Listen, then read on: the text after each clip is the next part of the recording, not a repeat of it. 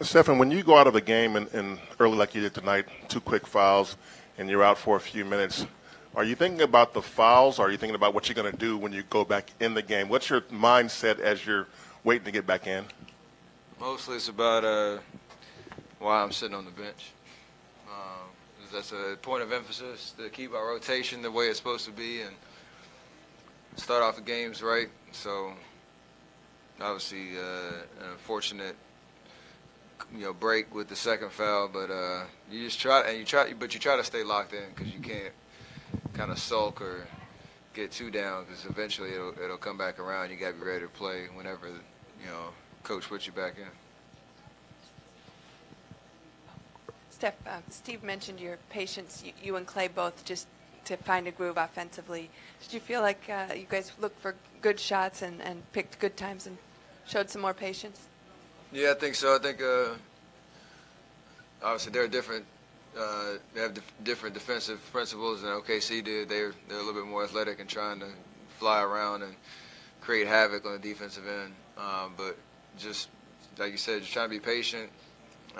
Use shot fakes whenever you can, and work off of each other a little bit better, and kind of back to who we are, moving the ball. Nobody really held it for too long, setting screens for each other, and just having confidence to knock down shots when they present themselves.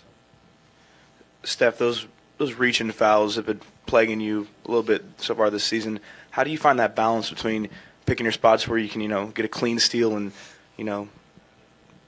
getting caught up with, the rest blowing that whistle? It's just having an awareness, to be honest. I mean, the first one, I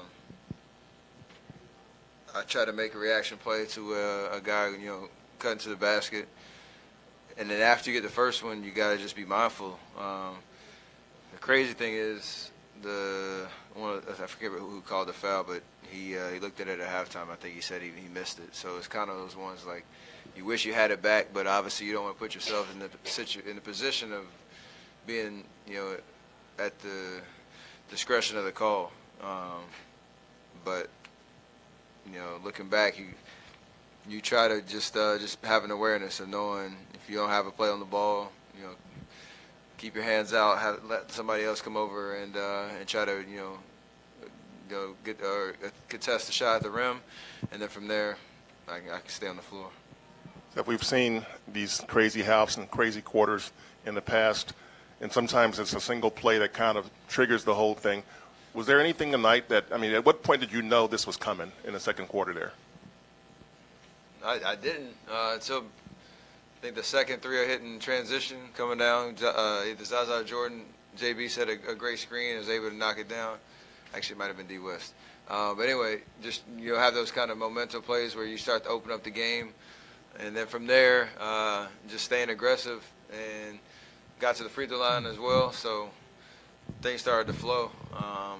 But I'd probably say that three right before the timeout, early in the second quarter, where you start to get a rhythm and your shot feels good and you're getting some open ones. That's when the avalanche starts.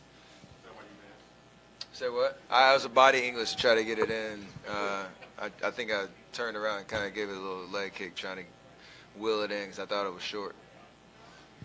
Steph, what did you see from Jordan tonight? His ferociousness on the defensive end of the floor. Yeah, that's his bread and butter. He loves having that opportunity to impact the game. Blocking shots, switching onto whoever he needs to take on that one-on-one challenge, and using his athleticism and his high basketball IQ on the defensive end to impact the game. So I know he's been chomping at the bit to try to get out there and play. And that next man up mentality with Draymond and KD out, this is his opportunity to go from inactive to the starting lineup and perform the way he did. That's kind of a testament to the kind of player he is and his potential. Which one of his blocks do you like the best?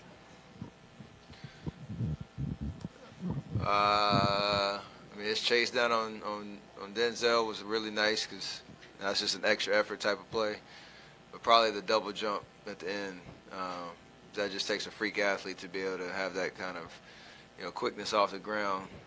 He impacted that first shot and made the guy, give it up, and he's able to turn around and still get a block. So it's pretty special. Steph, you don't flex your biceps every night like that.